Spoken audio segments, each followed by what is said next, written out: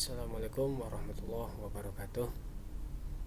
Ya, kembali lagi bersama saya Jafar Mahdapi, mahasiswa dari Universitas Juanda, ya, Fakultas Keguruan dan Ilmu Pendidikan, prodinya PGSD. Alhamdulillah pada hari ini ya, saya bisa berjumpa kembali dengan adik sekalian dan masyarakat lainnya dalam video pembelajaran yang insya Allah pada hari ini kita akan membahas tentang ide pokok ya dalam paragraf. Bagaimana ya kabar hari ini? Mudah-mudahan semuanya dalam keadaan sehat ya. Jangan lupa jaga kesehatan selama masa pandemi COVID dan seterusnya.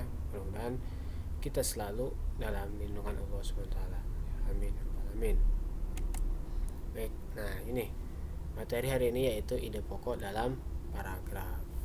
Ada beberapa yang kita bahas. Yang pertama, nah, apa itu ide pokok? Ide pokok adalah sebuah gagasan yang menjadi dasar sebuah paragraf. Ide pokok ini disajikan dalam bentuk kalimat utama.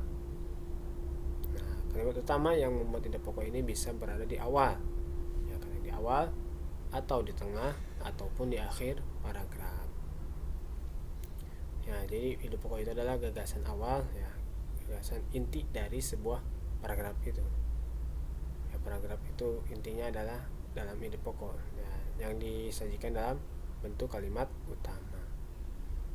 Bisa di awal ataupun di tengah paragraf atau di akhirnya.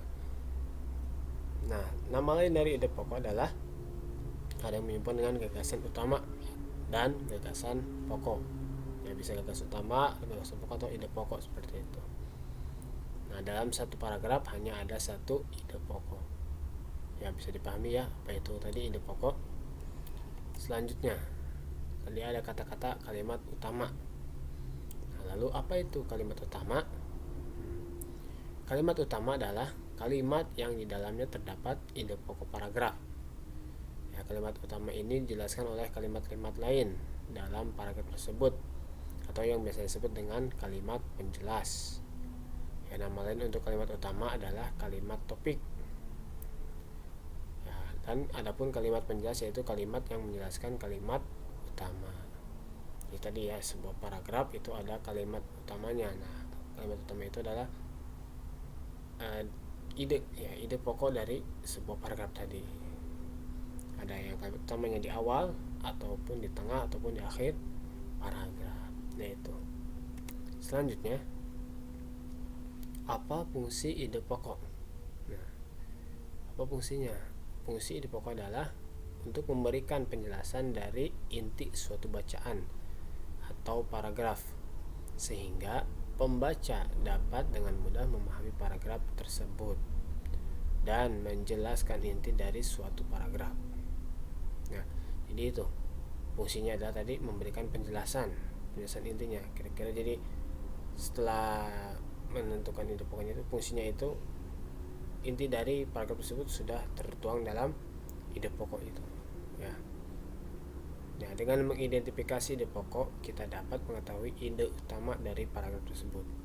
Nah, jadi setelah kita mengetahui ide pokoknya itu, berarti inti dari paragraf itu ternyata seperti itu ya yang ada di ide pokok tadi ya. Selanjutnya, apa saja ciri-ciri ide pokoknya? Apa saja ciri ide pokoknya? Nah, di sini ada 3 ya. Adapun ciri ide pokok adalah lain. Yang pertama, memiliki kalimat pendukung atau kalimat pengembang ya, atau yang tadi kalimat penjelas. Ya, kalimat pendukungnya. Yang kedua, ada yang mendukung baik itu berupa penjelasan atau alasan yang menguatkannya. Dan yang ketiga, inti dari sebuah paragraf atau pusat pembahasan. Jadi nanti ketika adik-adik ataupun masyarakat melihat sebuah paragraf yang tulisan banyak terdiri dari beberapa kalimat, nah bisa dilihat nanti ada kalimat pendukung, ada kalimat intinya, kalimat utamanya. Nanti bagaimana contohnya kita lihat di selanjutnya. Nah, ini contohnya ya, contoh ide pokok. Contohnya ini kalimatnya. bisa dibaca ya. Reptilia adalah segala jenis hewan yang berjalan melata atau merayap. Satu kalimat. Contohnya adalah ular, kadal, buaya, dan penyu. Dua kalimat. Mereka bertulang keras dan memiliki sisik pada kulit. Tiga. Umumnya mereka bertelur di darat, walaupun ada juga reptilia yang melahirkan anak. Empat. Reptilia adalah hewan berdarah dingin. 5. Suhu tubuhnya menyesuaikan suhu udara luar. 6 kalimat. Namun hal ini tidak berarti hewan reptilia suka daerah dingin. 7 kalimat. Reptilia tidak tahan hawa dingin.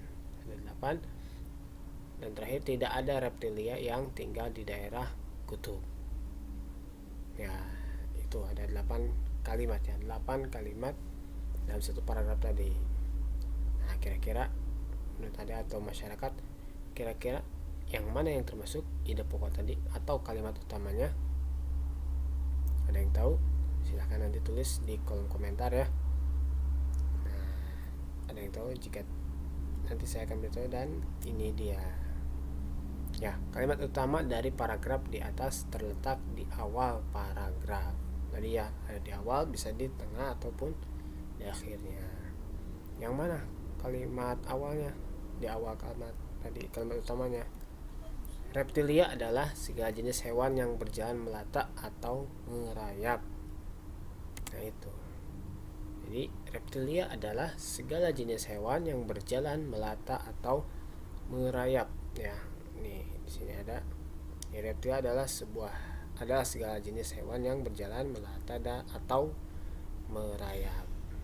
Nah itu kalimat utamanya atau ide pokok dari paragrafnya. Jadi setelah kalian membaca paragraf tadi, dan setelah membaca yang awal tadi, ini mewakili seluruh isi paragraf tadi. Jadi setelah kita tahu, oh ternyata reptil adalah hewan yang berjalan dengan cara melata ataupun merayap. Nah, adapun seperti kalimat kedua sampai akhirnya itu adalah penjelas ya. Kalimat kedua sampai akhir itu adalah penjelas, kalimat penjelas. Jadi yang kalimat utamanya itu yang ini ya, di awal paragraf. Nah, sampai sini kira-kira yang bisa saya bahas hari ini. Kalian ya bisa mencari sumber-sumber yang lain. Ini sebagai video pembelajaran pengantar ya. Ya, bisa mencari sumber yang lain untuk lebih memahami tentang ide-ide pokok ya, ide pokok ataupun contoh-contoh yang lain bisa dibaca di buku-buku pelajaran sekolah ya, ataupun misalkan ada di majalah, di koran, media, apalagi misalkan sekarang di handphone. Dan cari itu sebuah ide pokok. Untuk apa tadi fungsinya? Tadi untuk menentukan inti dari sebuah bacaan ya, sebuah bacaan dari yang kita baca itu intinya pasti ada dalam ide pokok, seperti itu ya. Baik, terima kasih atas segala perhatiannya. Saya cukupkan untuk hari ini, kurang lebihnya mohon maaf ya. Jangan lupa jaga selalu kesehatan ya, semoga masa pandemi ini segera berakhir ya, dan kita dapat kembali belajar normal seperti biasa ya. Mohon maaf atas segala kekurangannya. Wabillahi taufiq wal hidayah. Wassalamualaikum warahmatullahi wabarakatuh.